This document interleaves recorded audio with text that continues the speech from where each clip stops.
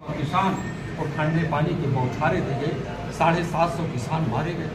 नौजवान जब नौकरियों के लिए फार्म डालता है, पेपर लीक का बहाना देकर के उनको नौकरी नहीं देना चाहते हैं। नौजवान फांसी के फंदे पर चढ़ रहा है, किसान आत्महत्या कर रहा है। वो सारी की सारी आवाज़ अब देश की पार्लियामेंट में चलेगी और उनका कोई झूठा वचन नहीं चल पाएगा।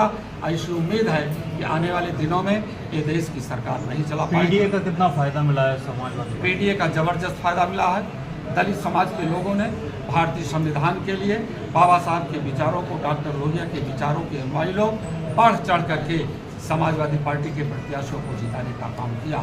साथ ही साथ पिछड़े समाज के लोगों ने भी, चाहे किसी भी समाज का व्यक्ति रहा हो, किसी भी जाति का व्यक्ति रहा हो, धर्म से जुड़ा व्यक्ति हो, सभी लोगों ने बढ़ चढ़ करके पीडीए, माननीय राष्ट्रीय अध्यक्ष जी के स्वरूप को, जो पीडीए का स्वरूप उन्होंने दिया है, जिसमें सबका हित है, सबका कल्याण है, अगड़े में भी जो पिछड़े हैं उनके भी कल्याण के लिए योजनाएं हैं, उन सभी लोगों ने बहुत ही अच्छी तरह से। नौजवानों ने अयोध्या में राम मंदिर बनाया था, बीजेपी का बहुत बड़ा ये एजेंडा रहा और इसको चुनाव में बहुत ज़्यादा बनाने की कोशिश की भाजपा द्वारा। अयोध्या हार गई बीजेपी। यही तो भारतीय जनता पार्टी के नेताओं को खल रहा। समाजवादी पार्टी के राष्ट्रीय अध्यक्ष जी ने इंडिया अलायंस के अंतर्गत दलित समाज के बेटे को, अवधेश प्रसाद जी को फैजाबाद से लोकसभा का प्रत्याशी बनाया।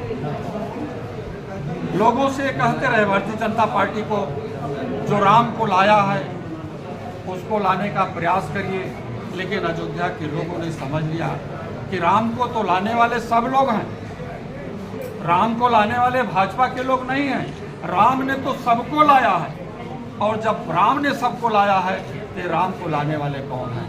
भगवान राम के उस पवित्र पावन धरती पर, जैसे रामायण में शिवरी के आश्रम में भगवान राम खुद चल करके गए थे, सम्मान किया था शिवरी का, उसी प्रकार से भगवान राम आदरणीय अखिलेश यादव जी के समाजवादी पार्टी के प्रत्याशी, जो संविधान का रक्षक, लोकतंत्र का रक्षक और ओबीसी एससी एसटी का रक्षक भगवान राम ने उन्हें बुला करके माला पहना दिया, स्वागत करवा दिया कि आप जा करके इस देश की पार्लियामेंट में भारतीय संविधान की रक्षा करो।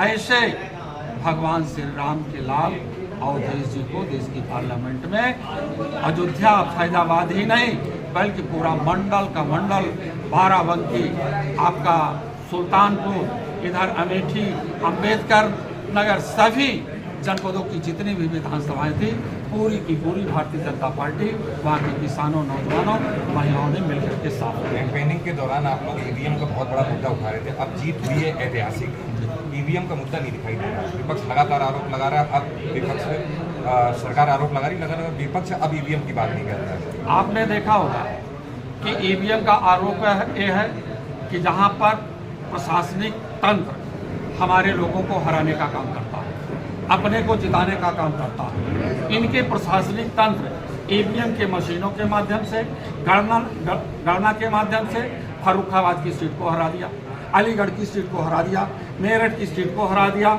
और फूलपुर की सीट को हरा दिया, बांसगांव की सीट को हरा दिया। 5 सीटें हमारी और आती, और साथ ही साथ हराना तो और चाहते थे, हमीरपुर की सीट, सलीमपुर की थी, लेकिन माननीय राष्ट्रीय अध्यक्ष जी के माध्यम से जो हमारे कार्यकर्ताओं ने लंबबंदी किया और उस मतगणना के दौरान वो पूरी तरह से डटे रहे, जब तक हम अपनी जीत का सर्टिफिकेट लेकर के नहीं जाएंगे तब तक यहाँ से नहीं हटेंगे। लेकिन 4-5 लोकसभाओं में ये सामंतवादी और पूंजीवादी व्यवस्था के लोगों ने प्रजातांत्रिक ढांचे के तहत प्रशासनिक तंत्र के माध्यम से हमारे प्रत्याशियों को हराने का काम किया है। अब देश की जनता अगले विधानसभा के चुनाव में इन्हें कतई माफ करने का काम नहीं करेगी। एक अखिलेश यादव करेल से विधायक हैं, वो सांसद चुने गए हैं, उनकी राजनीति अब क्या रहेगी? क्या केंद्र की राजनीति करेंगे या फिर उत्तर प्रदेश में? पहली चीज़, केंद्र की राजनीति में जा करके भारतीय जनता पार्टी का जिस तरह से देश की जनता ने भारतीय संविधान के लिए कार्य किया है, लोकतंत्र के लिए कार्य किया है, ओबीसी एससी एसटी आरक्षण के लिए कार्य किया है, उसी प्रकार से माननीय राष्ट्रीय अध्यक्ष जी देश की पार्लियामेंट की एक बड़ी आवाज़ समाजवादी विचारों और अंबेडकर वाले विचारों भारतीय संविधान के तहत कार्य करेंगे। तो एक आखिरी सवाल है, करेल कौन लड़ेगा चुनाव? दूसरा, नेता प्रतिपक्ष कौन होगा? ये माननीय राष्ट्रीय अध्यक्ष जी इसके बारे में निर्णय लेंगे।